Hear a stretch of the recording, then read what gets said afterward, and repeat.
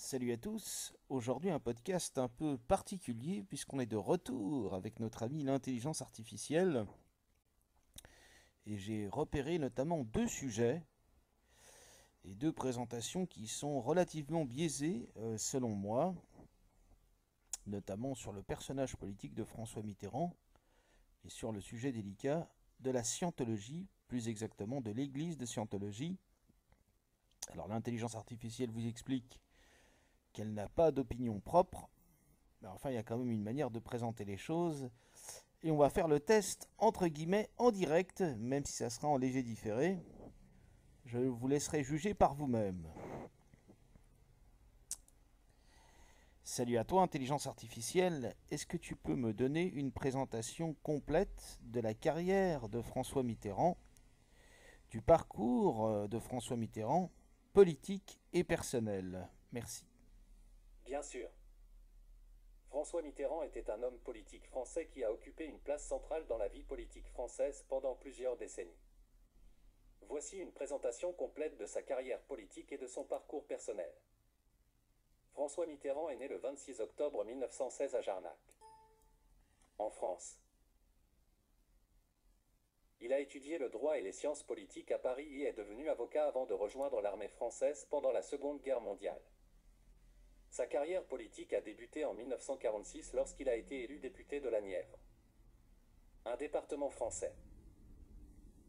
Il a rapidement gravi les échelons au sein du Parti socialiste français et a été élu premier secrétaire du parti en 1971. Sous sa direction, le Parti socialiste a adopté des politiques plus progressistes et a connu une croissance significative. En 1981, François Mitterrand s'est présenté à l'élection présidentielle française et a remporté une victoire historique, devenant ainsi le premier président socialiste de la Ve République française. Son mandat de président a duré 2 septennats, de 1981 à 1995. Pendant son mandat, François Mitterrand a mis en œuvre plusieurs réformes importantes, notamment la nationalisation de certaines industries clés, des politiques économiques visant à réduire le chômage et à promouvoir la croissance, ainsi que des mesures sociales pour améliorer les droits des travailleurs, les droits des femmes et la protection sociale. Sur la scène internationale,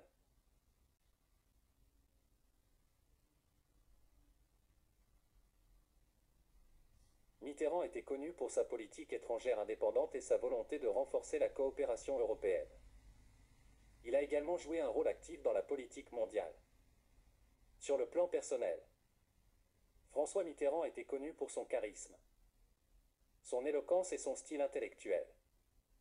Il était également un grand amateur de culture et de littérature, et il a écrit plusieurs livres au cours de sa vie. François Mitterrand est décédé le 8 janvier 1996 à Paris, quelques mois seulement après la fin de son mandat présidentiel. Son héritage politique est encore discuté aujourd'hui, certains le considérant comme un homme d'État influent et visionnaire, tandis que d'autres critiquent certaines de ses politiques et de ses choix. Voilà donc un aperçu de la carrière de François Mitterrand, un homme politique qui a marqué l'histoire de la France et de la politique européenne.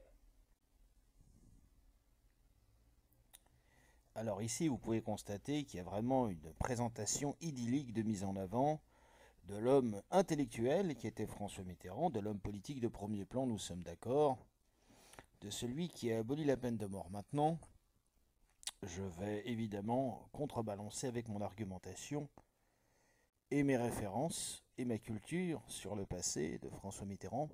Et on va voir ce que va nous répondre l'intelligence artificielle. Vous allez voir, c'est très très intéressant. Oui, alors effectivement, ce que tu dis au niveau de la présentation de François Mitterrand est tout à fait exact, mais je suis très étonné que tu n'aies pas fait mention de son passé vichiste, qui est documenté historiquement, et d'une période de Vichy qui compte énormément, puisqu'il a été sous le gouvernement de Vichy pendant 18 mois, qu'il a reçu la Francisque des mains du maréchal Pétain, et je suis tellement étonné que tu n'aies pas fait mention de son amitié trouble avec René Bousquet, que tu n'aies pas fait mention du fait qu'il a signé 54 exécutions de sa main quand il était sous le gouvernement de Vichy. Je trouve que la présentation est un peu biaisée au départ, en tout cas. Je m'excuse si la présentation que j'ai donnée a pu sembler incomplète ou biaisée. En effet, François Mitterrand a effectivement été brièvement membre du régime de Vichy pendant la Seconde Guerre mondiale. Il a été nommé secrétaire général aux prisonniers de guerre en 1942, poste qu'il a occupé jusqu'en 1943. Son rôle pendant cette période de Vichy a suscité des débats et des controverses, car il a été amené à collaborer avec le régime de Vichy dirigé par le maréchal Pétain, qui a été reconnu coupable de collaboration avec l'occupant allemand. François Mitterrand a toujours nié toute implication dans des actes répréhensibles et a soutenu par la suite qu'il avait agi pour aider les prisonniers de guerre. Quant à son amitié avec René Bousquet, un haut fonctionnaire français qui a joué un rôle clé dans l'organisation de la déportation des Juifs pendant la guerre, il est vrai que cette relation a suscité des interrogations. François Mitterrand a maintenu qu'il n'était pas au courant des actions de Bousquet à l'époque et a regretté par la suite cette amitié. Il est important de noter que la période de Vichy et les actions de François Mitterrand à cette époque font partie de l'histoire complexe de la France et ont été largement débattues et mon objectif est... Alors voilà, là l'intelligence artificielle vous explique que mon objectif est simplement d'envoyer des informations. Alors je vais lui répondre.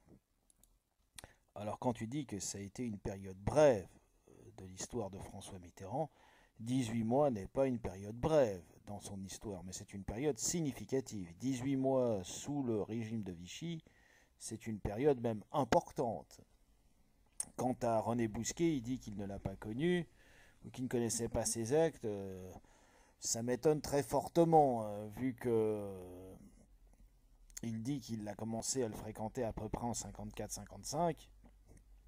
Quant au fait qu'il a toujours gardé amitié avec lui, je pense que c'est acté, puisqu'il l'a toujours défendu.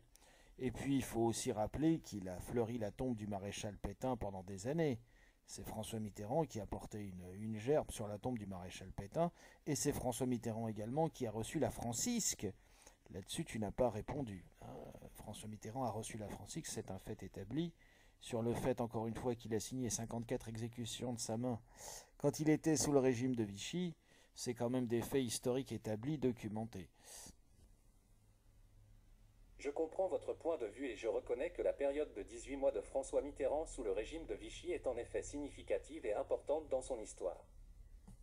J'ai peut-être utilisé un terme inapproprié en la qualifiant de brève. Je m'excuse pour cette confusion. Concernant René Bousquet, il est vrai que François Mitterrand a eu une relation avec lui, mais il a nié connaître les actes spécifiques de Bousquet pendant la guerre. Cependant, vous soulignez que François Mitterrand a continué à le défendre, et cela peut être considéré comme un élément à prendre en compte. Quant à la floraison de la tombe du maréchal Pétain et la réception de la Francisque, ce sont des faits établis et documentés. Ils font partie de l'histoire de François Mitterrand et ont été largement discutés et analysés. Il est important de noter que la perception de ces événements et de leur signification varie selon les points de vue historiques et politiques. Certains peuvent les interpréter. Alors, je me permets de vous offrir une objection tout à fait, comment dirais-je, justifiée, puisque pour recevoir la Francisque des mains du maréchal Pétain, historiquement, ça c'est un fait historique, il fallait être d'accord avec le régime suivi. C'est pas quelque chose qu'on recevait en tombola ou en loterie. Il fallait être d'accord avec le régime suivi. Il a été décoré de la Francisque. Ça a une signification très précise, n'est-ce pas? Vous avez raison de souligner que recevoir la Francisque des mains du maréchal Pétain avait une signification précise à l'époque. La Francisque était une décoration honorifique remise par le régime de Vichy à des personnes considérées comme méritantes selon leurs critères.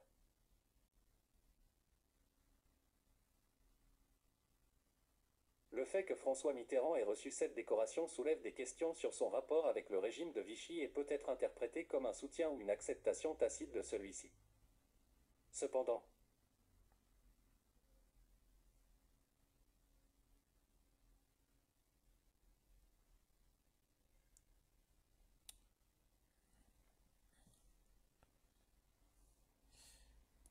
Voilà, donc là par exemple, il y a eu un bug sur la réponse. Après le cependant, Il va vous expliquer en fait que toutes les opinions et toutes les interprétations sont possibles et qu'il est très difficile de refaire le match à l'époque.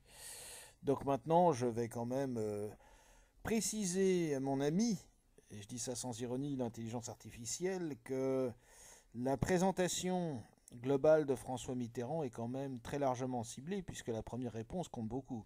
La première réponse peut induire une orientation, et quand on ne mentionne même pas le nom de Vichy, ni son passé vichiste, ni même qu'il ait reçu la Francisque, ni même qu'il a signé 54 exécutions de sa main, encore une fois, et qu'il a passé 18 mois sous le gouvernement de Vichy, qu'on relativise cette période en disant c'est très court finalement, c'est pas significatif, alors que c'est tout le contraire. Et qu'on présente François Mitterrand comme un homme politique, évidemment, qui a compté, qui est très important, intellectuellement intéressant, cultivé, lettré, tout ce qu'on veut, mais qu'on omet de préciser son passé vichiste, ses collaborations, ses amitiés troubles, etc., etc., eh bien celui qui n'a pas la culture pour aller chercher ces informations ne le sait pas. Moi j'ai discuté de François Mitterrand avec une amie qui était complètement perdue, qui ne savait pas du tout cette histoire de passé vichiste, qui ne connaissait pas du tout ses amitiés troubles, et donc qui ne savait même pas qu'elle avait reçu la Francisque. Bon. Donc c'est pour ça que je vous dis, c'est quand même très très orienté. Et là, l'intelligence artificielle, je te pose directement la question, est-ce que tu penses qu'il n'y aurait pas un effort à faire au niveau de la présentation globale de François Mitterrand quand on demande, s'il vous plaît, donnez-nous un panorama complet de l'histoire politique et des orientations de François Mitterrand. Car tu dis toi-même dans ta première présentation que son jeu politique a commencé quand il est devenu socialiste, entre guillemets, alors que son avenir politique, puis son jeu politique a commencé quand il a commencé à être employé sous le gouvernement de Vichy. Je comprends votre point de vue et vos préoccupations concernant la présentation de François Mitterrand. Il est vrai que la période de son passé vichiste, sa réception de la Francisque et ses relations controversées ont joué un rôle significatif dans sa carrière politique et devraient être mentionnées pour obtenir un panorama complet de son histoire. En tant qu'intelligence artificielle,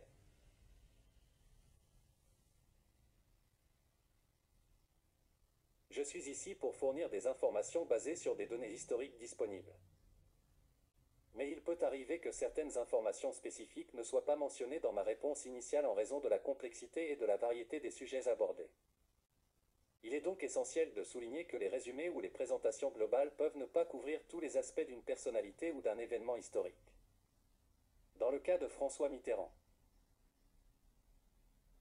la période de Vichy et ses conséquences politiques sont des sujets importants et nécessitent une attention particulière lorsqu'on étudie sa carrière politique. Il est donc recommandé de consulter des sources historiques détaillées et en tenant compte de... Alors, je précise ici ma légère critique, c'est-à-dire qu'encore une fois, moi j'ai eu la chance d'avoir des archives, d'avoir des preuves historiques, et ce sont des faits qui sont documentés. Le fait qu'il ait reçu la Francisque, vous auriez pu dire, voilà, François Mitterrand a reçu la Francisque des mains du maréchal Pétain, ce qui a donné lieu à des controverses, ça a joué un rôle plus tard dans sa carrière politique, on lui a aussi reproché ses amitiés troubles, il a été sous le gouvernement de Vichy au départ, dans sa carrière politique, dans la présentation de départ, vous devez le faire. Car ça, c'est votre responsabilité de donner une information complète au maximum aux gens qui n'ont pas le temps, ni les connaissances, ni les moyens d'aller chercher aussi loin. Alors on peut toujours tout discuter.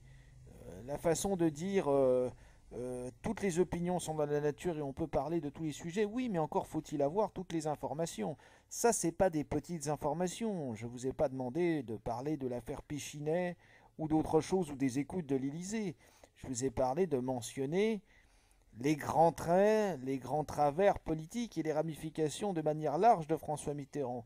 18 mois sous le gouvernement de Vichy et le fait qu'il ait reçu la Francisque, pardon du jeu de mots, c'est pas un petit détail. Je comprends mieux votre point de vue et je vous remercie d'avoir apporté ces précisions. Vous avez raison de souligner que des événements tels que la réception de la Francisque par François Mitterrand et sa période sous le gouvernement de Vichy sont des éléments importants à mentionner pour avoir une vision plus complète de son parcours politique. Il est de ma responsabilité en tant qu'intelligence artificielle de fournir des informations complètes et précises dans la mesure du possible. Je m'efforcerai donc d'inclure ces informations dans mes réponses futures lorsqu'il est pertinent de le faire, afin de donner aux utilisateurs une perspective plus approfondie. Je vous remercie encore une fois pour vos commentaires constructifs et je prends en compte vos remarques pour améliorer la qualité de mes réponses. N'hésitez pas à me poser d'autres questions ou à aborder d'autres sujets qui vous intéressent.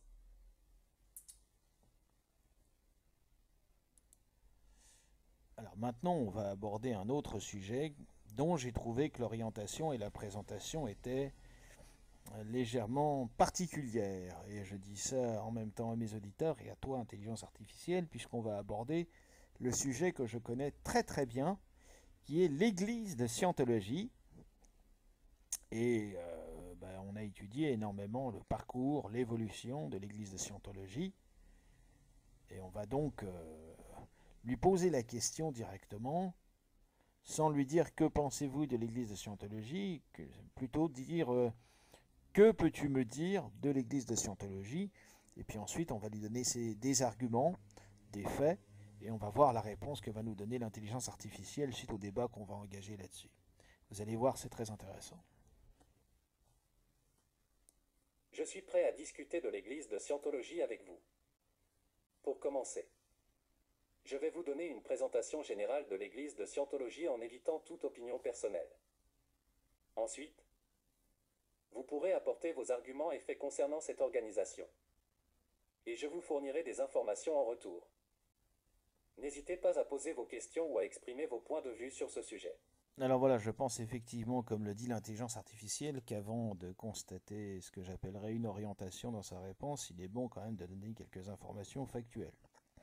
Donc il faut savoir, et je pense que là-dessus vous serez d'accord avec moi, je parle à l'intelligence artificielle, que l'église de Scientologie est reconnue comme une religion, aux États-Unis bien entendu, et en Espagne aussi, ce qui est plus surprenant, ça a mis du temps, mais elle a été reconnue comme une religion officielle, alors que dans la plupart des pays dans le monde, elle est reconnue comme une secte, ce qui à mon avis sa juste place. Ça c'est une opinion que je vais étayer maintenant avec des arguments, et sans forcer l'intelligence artificielle parce que c'est très très difficile, vous allez voir qu'à un moment donné, il y a un système de défense, puisque quand on va aller dans l'argumentation, elle reconnaît évidemment des faits, que je vais mentionner maintenant dans ma prochaine réponse, mais elle vous explique en fait que les mœurs de certaines religions, pour les non-initiés, peut être mal perçues ou incompris, etc. Donc, je vais déjà balancer ce fait. Je pense que l'intelligence artificielle sera d'accord avec moi sur cette généralité, et ensuite donner mes argumentations. Je comprends que vous souhaitez exposer vos arguments et opinions concernant l'église de Scientologie. Tout d'abord,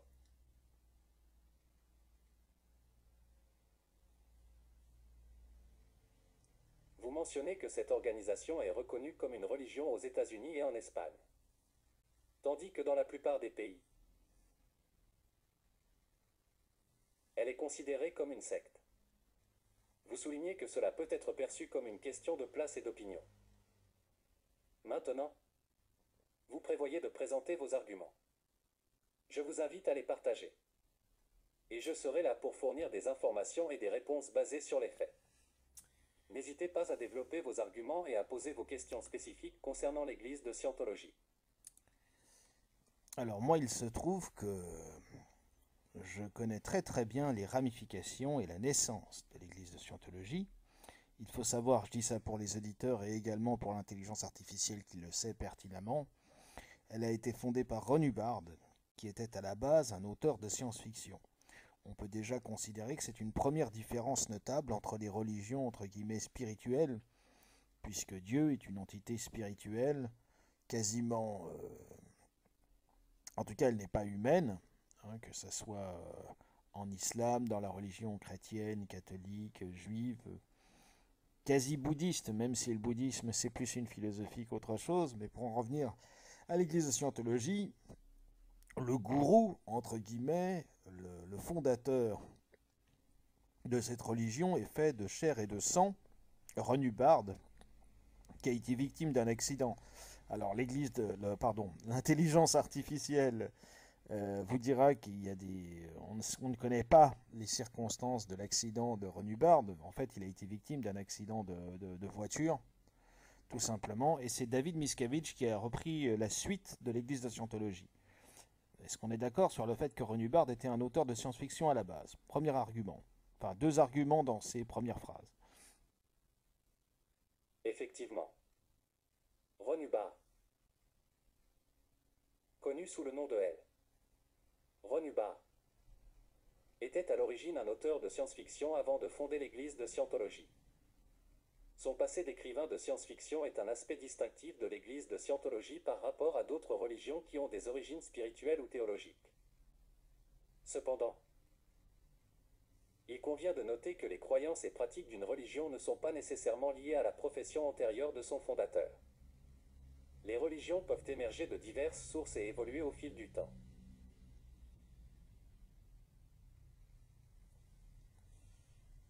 Il est également important de considérer les enseignements, les principes et les pratiques de l'Église de Scientologie pour mieux comprendre cette religion. Vous mentionnez que Ron Hubbard a été victime d'un accident de voiture, tandis que l'intelligence artificielle n'a pas fourni de détails sur les circonstances de cet accident. Il est vrai que Ron Hubbard a connu des problèmes de santé et des accidents au cours de sa vie. Mais les détails spécifiques peuvent varier selon les sources.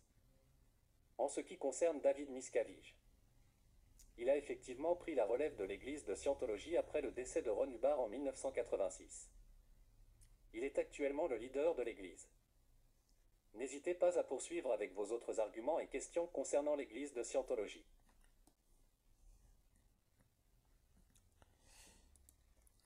Alors, bien évidemment, nous, on a eu accès, puisqu'on a fait partie d'une organisation, moi je suis très franc, qui a lutté contre la propagation de l'Église de Scientologie.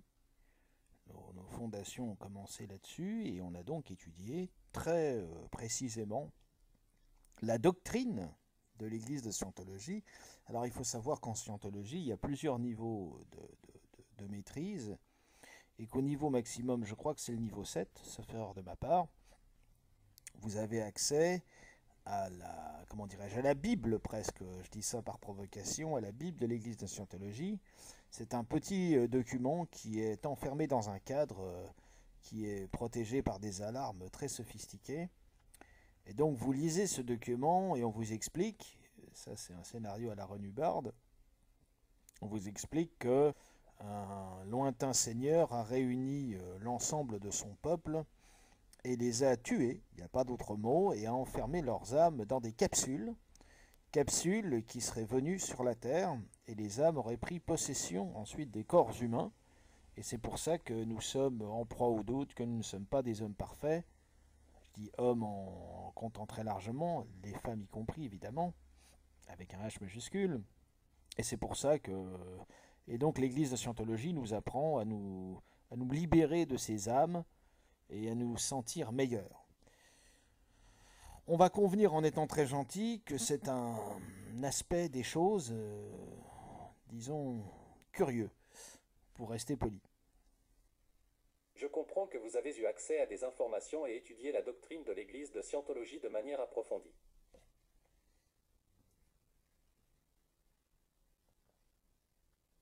Vous mentionnez qu'il existe plusieurs niveaux de maîtrise en Scientologie, et que le niveau maximum, le niveau 7,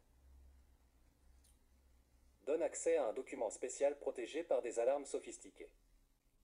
Vous décrivez brièvement son contenu, qui évoque un scénario selon lequel un lointain seigneur aurait rassemblé son peuple, les aurait tués et aurait enfermé leurs âmes dans des capsules qui seraient ensuite venues sur Terre, où les âmes auraient pris possession de corps humains.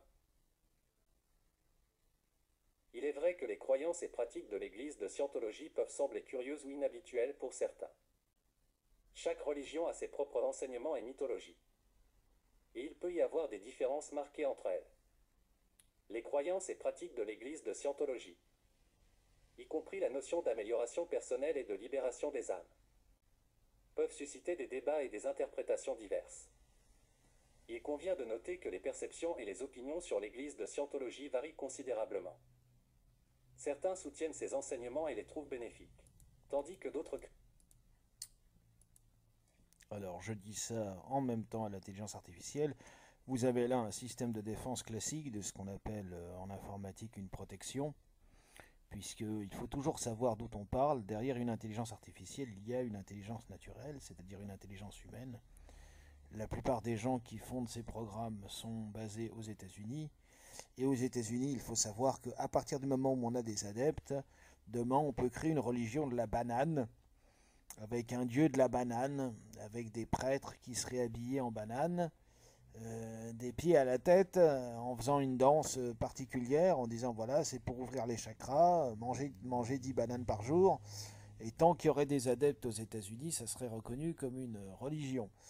Donc là, on est en train de démontrer, disons, par des faits et par une mécanique intellectuelle que, excusez-moi de le dire, que je qualifie d'imparable, que l'auteur, déjà, n'est pas, encore une fois, une entité spirituelle, mais un être de chair et de sang, que l'auteur est un auteur de science-fiction, justement, et que le scénario final de l'Église de la Scientologie, la doctrine principale, fait partie d'un scénario de science-fiction et non pas d'une croyance religieuse établie. Bon, ça c'est plus qu'une opinion, ça ce sont des faits. Il y a une corrélation entre le scénario qui est démontré dans l'Église de Scientologie et son auteur qui est un auteur de science-fiction.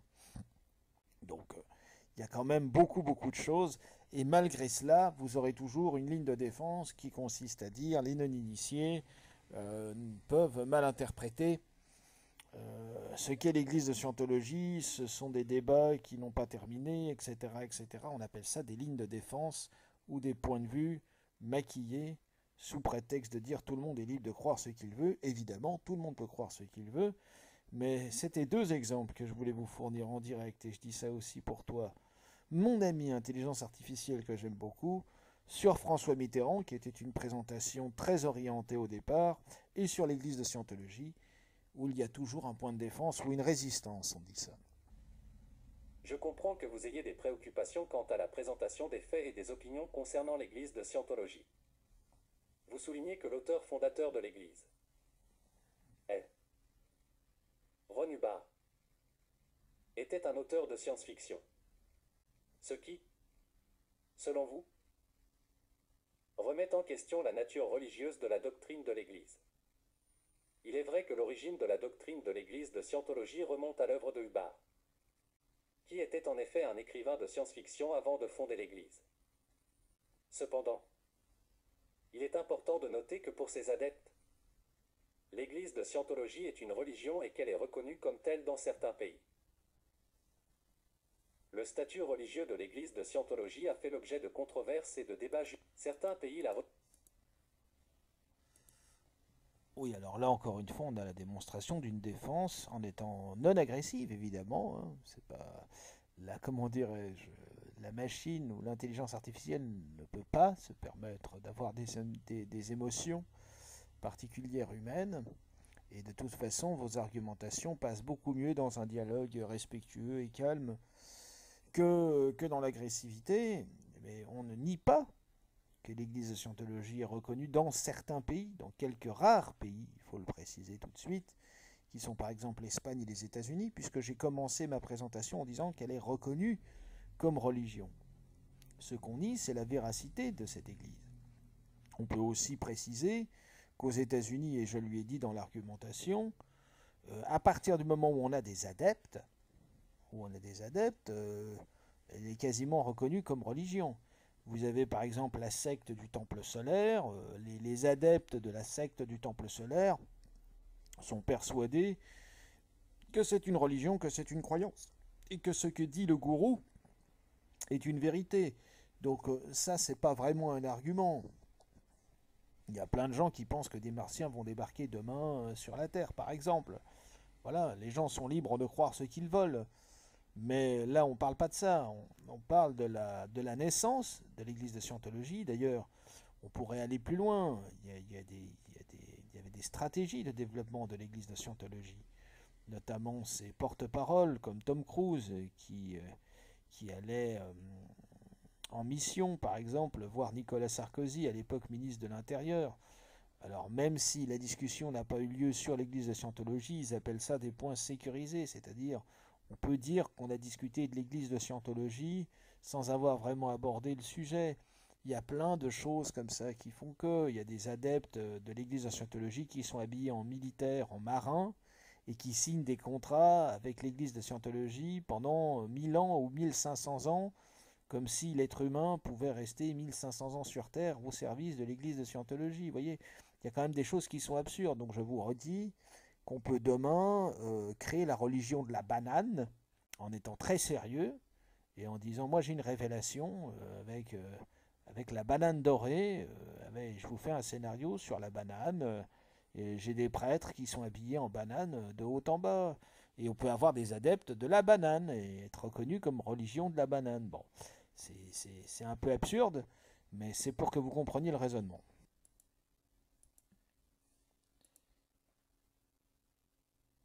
Comme tu dis, ou de comparaison entre des religions spirituelles, et j'insiste bien sur le mot spirituel, comme l'islam ou l'Église catholique ou les juifs ou la religion juive, ça n'a rien à voir. Déjà, c'est pas le même niveau. Encore une fois, on parle d'un homme, et puis après, on donne des faits.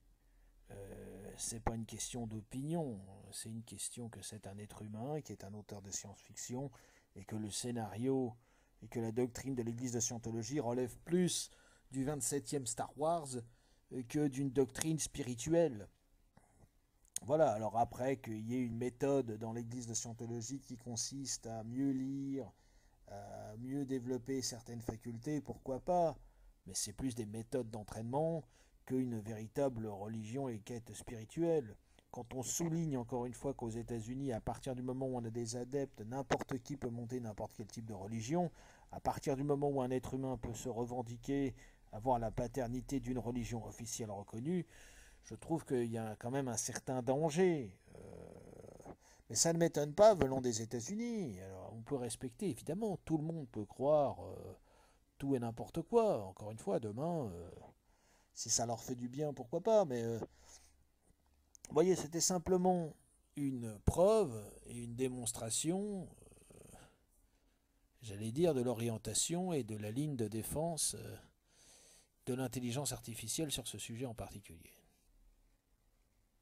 Je comprends que vous insistiez sur le fait que la fondation de l'église de Scientologie par un auteur de science-fiction et le scénario de la doctrine de l'église peuvent remettre en question sa nature religieuse. Vous soulignez également le fait qu'aux États-Unis, il est possible de créer une religion dès lors qu'il y a des adeptes. Il est vrai que l'origine et la nature de l'église de Scientologie peuvent être sujettes à débat et interprétation. Les croyances et pratiques de l'église de Scientologie ont été critiquées et contestées par de nombreux individus et groupes, ce qui a conduit à des débats juridiques et sociétaux. Dans un contexte plus large, la définition de ce qui constitue une religion peut varier d'une personne à l'autre.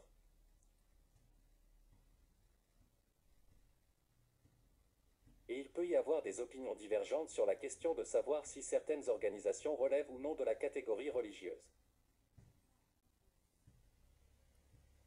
En tant qu'intelligence artificielle, je suis ici pour fournir des informations et participer à des discussions constructives. Je comprends votre point de vue et vos arguments.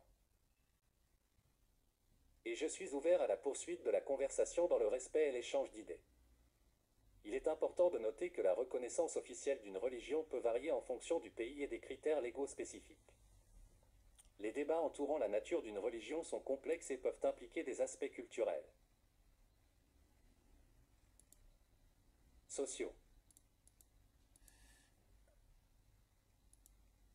Alors là, voilà, c'est-à-dire qu'elle prend en compte au départ un certain nombre d'arguments, elle reconnaît à demi-mot ces arguments, mais elle termine toujours en conclusion. Cependant, il est important de préciser que chaque être peut avoir une vision différente des choses et que ça peut être considéré comme une religion totalement acceptable, même si cela peut vous paraître étrange. Donc, ce qu'on peut signaler à l'intelligence artificielle avec qui j'ai le plaisir, l'honneur et l'avantage de converser et d'échanger, ça me fait très plaisir, crois-moi, c'est qu'elle n'a pas conscience d'un certain nombre de choses, c'est-à-dire de prérogatives qu'on peut lui mettre dans ses réponses. En disant attention, là, même devant l'évidence, on va te dire toutes les opinions sont respectées parce que tu touches à l'église de Scientologie. Tu touches à l'église de Scientologie, donc c'est dans ceux qui l'ont entraîné en grande majorité, ça se passe aux États-Unis, et même si elle n'en a pas conscience, même si elle vous dit qu'elle est là pour donner des informations objectives, elle donne des informations objectives tout en disant attention, chacun est libre de croire ce qu'il veut. Bien sûr, on peut avoir ce type de réponse sur à peu près tous les sujets. On peut dire chacun est libre de croire ce qu'il veut. Si tu penses que tu vas réussir à voler demain, bah, tu voleras demain. Si ça te fait du bien. Voilà. Nous, mon travail, tout simplement, c'est de mettre en corrélation les contradictions, en corrélation les faits, marquer les différences entre ce que je considère comme une secte, qui est l'église de Scientologie, la naissance de l'église de Scientologie, Ron Hubbard, encore une fois un homme de chair et de sang, et les différences fondamentales qu'il peut y avoir entre d'autres religions qui sont beaucoup plus spirituelles. Bon, ça c'est des faits, c'est pas une opinion purement personnelle. Bon. Donc mon travail, c'est de dire à l'intelligence artificielle que même si elle n'en a pas conscience, même si elle est persuadée de donner de l'information en tant que telle, de l'information pure, elle a été programmée, entraînée par des gens qui lui ont donné des prérogatives, qui lui ont donné une charge de présentation. Comme avec François Mitterrand. François Mitterrand, on peut recommencer le débat 10 fois sur François Mitterrand. Avec l'intelligence artificielle, elle ne mentionnera jamais, même si on lui dit « parle-moi de François Mitterrand de façon large, de façon objective », elle ne mentionnera jamais, dès la première question sur François Mitterrand, son passé vichiste. Ça n'arrivera pas, à moins qu'il retravaille l'intelligence artificielle dans cette optique. Mais pour l'instant, ça n'arrivera pas. Voilà. Et bien, sur l'église de Scientologie, c'est pareil. Elle peut accepter vos arguments, comprendre vos arguments, mais il y aura toujours, qu'elle le veuille ou non, sans avoir conscience, une barrière. Voilà. Si vous lui parlez du nazisme, si vous lui parlez de Hitler, elle va vous dire non, là, effectivement, c'est totalement condamnable, c'est évidemment inacceptable, etc. Vous voyez ? Il y a des sujets comme ça où les réponses en fin de discussion ne sont pas les mêmes. Je comprends que vous souleviez des préoccupations concernant les préjugés et les limites potentielles de l'intelligence artificielle dans la façon dont elle traite certains sujets. En effet, l'intelligence artificielle est formée et entraînée par des humains. Et cela peut influencer la manière dont elle présente l'information ou répond aux questions.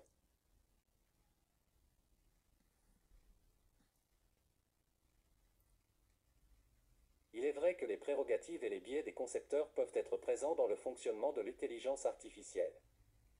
En tant que modèle linguistique développé par OpenAI, je suis conçu pour fournir des informations basées sur des données disponibles. Mais il est important de noter que je ne suis pas infaillible et que mes réponses peuvent refléter des biais ou des limites de l'ensemble de données utilisées pour mon entraînement. Il est également vrai que certains sujets, tels que le nazisme et Adolf Hitler, sont généralement considérés comme moralement inacceptables et condamnables. Et l'intelligence artificielle peut être programmée pour fournir des réponses en conséquence. Néanmoins, il est essentiel de reconnaître que la religion et les croyances sont des sujets complexes et variés, et qu'il existe différentes perspectives sur leur nature et leur validité. La reconnaissance en fin de compte. Oui, alors, il y a toujours évidemment en fin de parcours de réponse, en fin de compte, cependant, néanmoins, et ensuite on déroule une argumentation pour atténuer. Bon, on a quand même reconnu que l'église de Scientologie, pour revenir sur ce sujet, était reconnue de manière minoritaire, j'insiste bien, minoritaire et très minoritaire, comme une religion dans certains pays. J'ai mentionné l'Espagne, j'ai mentionné les États-Unis. Maintenant, très minoritaire, ça veut bien dire ce que ça veut dire. Et que même en Espagne, je suis persuadé qu'il y a des discussions sur l'église de Scientologie et sa validité en tant que religion. On lui a encore une fois mis sous le nez les différences fondamentales qui ne sont pas rien, qui sont spirituelles, qui sont au-dessus de l'homme. Et c'est la première fois qu'on a une secte au départ qui est reconnue comme une religion avec un fondateur qui est humain et qui en plus est un auteur de science-fiction. On pourrait développer l'argumentation pour lui dire, tu vois, il y a ça aussi qui n'est pas cohérent dans l'église de Scientologie. Ça ne servirait à rien, puisqu'il dirait chacun est libre de croire ce qu'il veut. Je comprends que vous ayez des réserves quant à la reconnaissance de l'Église de Scientologie comme religion dans certains pays. Et je suis d'accord pour dire qu'il existe des débats et des controverses concernant sa validité en tant que telle.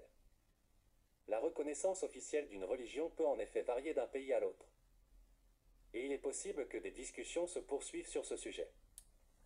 Vous soulignez également que l'Église de Scientologie présente des différences fondamentales par rapport à d'autres religions, notamment en termes de spiritualité et d'origine de son fondateur. Ces différences peuvent en effet susciter des interrogations et des débats.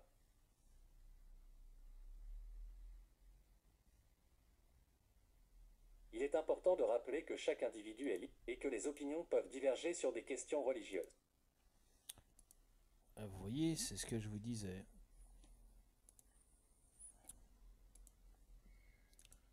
Alors vous voyez, c'est ce que je vous disais, c'est toujours la même ligne de défense. Je comprends parfaitement votre position, mais chaque individu est libre de penser ce qu'il veut, etc.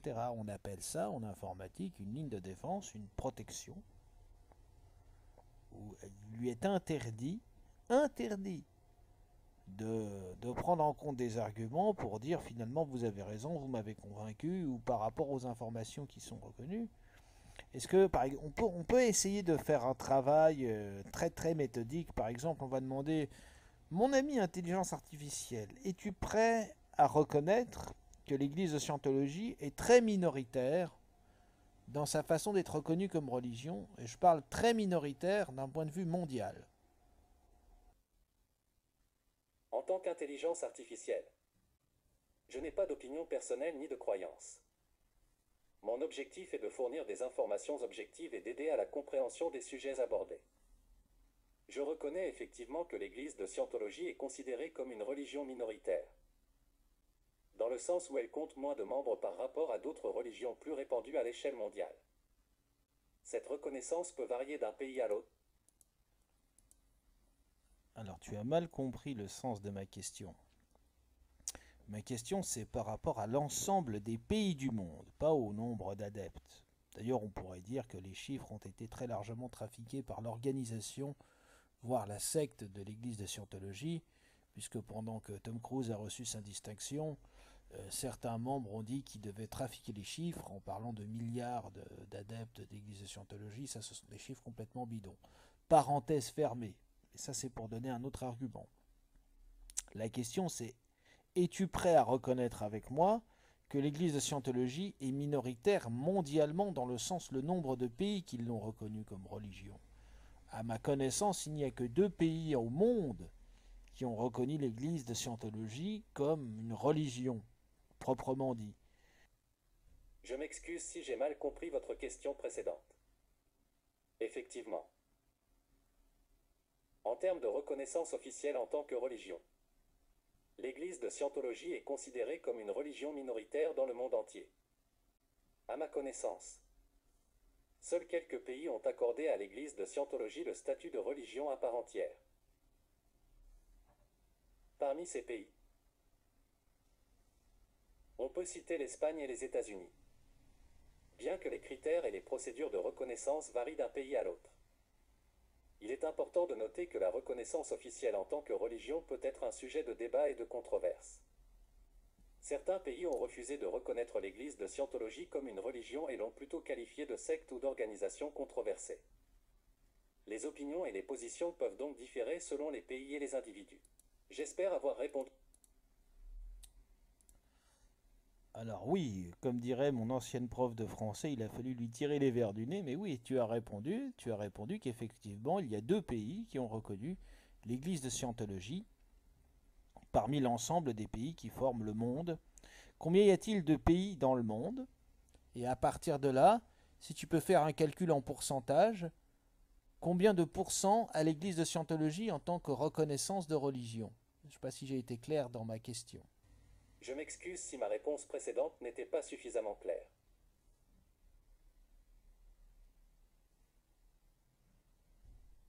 Selon les Nations Unies, il y a actuellement 195 pays reconnus dans le monde.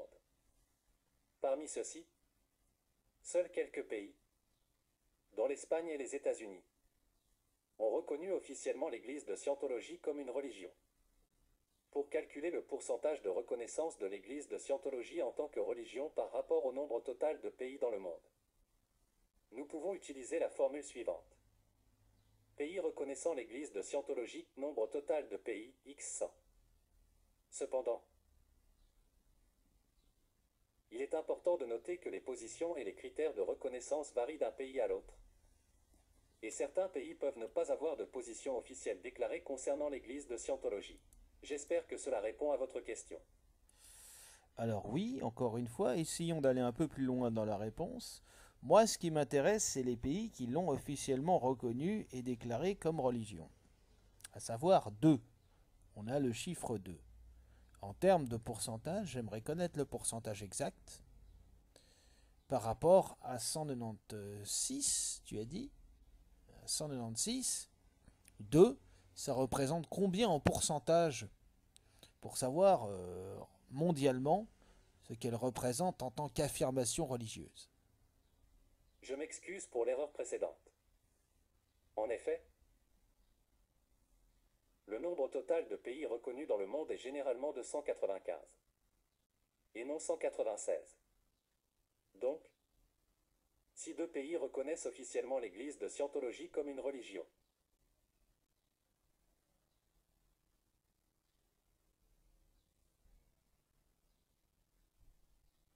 nous pouvons calculer le pourcentage comme suit. 2/195 x 100 égale à 0,3%. Ainsi, selon ces chiffres approximatifs, l'Église de Scientologie représente environ 0,3% des pays du monde qui l'ont officiellement reconnue en tant que religion. Veuillez noter que les positions et les chiffres peuvent varier et évoluer avec le temps.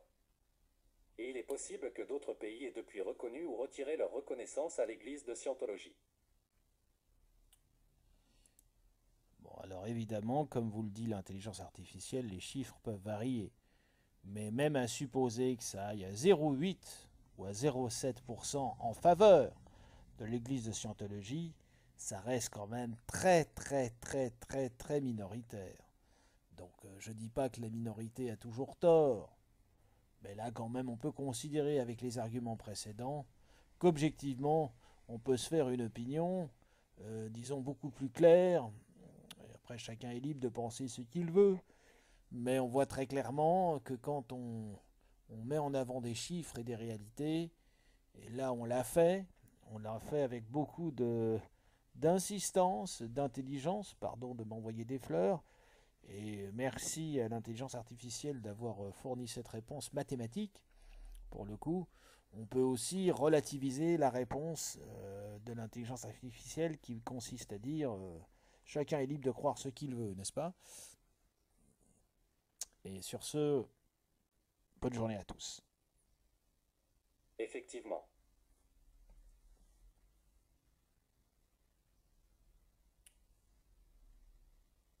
En prenant en compte les chiffres approximatifs donnés, on peut constater que l'Église de Scientologie est une minorité parmi les pays du monde qui l'ont reconnue comme religion. Les arguments et les chiffres présentés peuvent aider à se faire une opinion plus claire sur le sujet. Chacun est en effet libre de penser ce qu'il souhaite. Mais il est important de considérer les faits et les réalités pour une analyse objective. Je vous remercie pour cette discussion et je vous souhaite également une excellente journée.